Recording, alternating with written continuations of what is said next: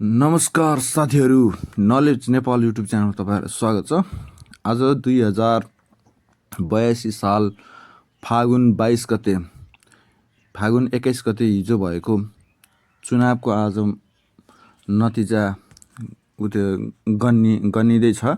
त्यसमा आज म तपाईँहरूलाई झापा 5 मा कसले कति मत लिएर आउन सफल भयो भनेर म देखाउन गइरहेको छु। झापा 5 मा सबैभन्दा अगाडि बालेन्द्र शाह बालेन रहेका छन्। उहाँ राष्ट्रिय स्वतन्त्र पार्टीबाट हुनुहुन्छ भने उहाँले 1478 भोट लिएर आउनु सफल हुनुभएको छ। त्यस्तै गरी दोस्रोमा केपी शर्मा ओली पूर्व प्रधानमन्त्री, उहाँले 385 भोट र त्यस्तै गरी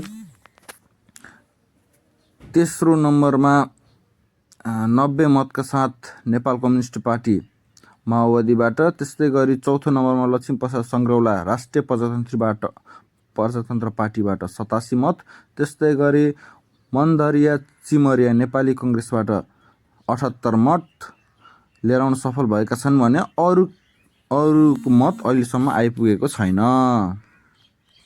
हस्त, धन्यवाद।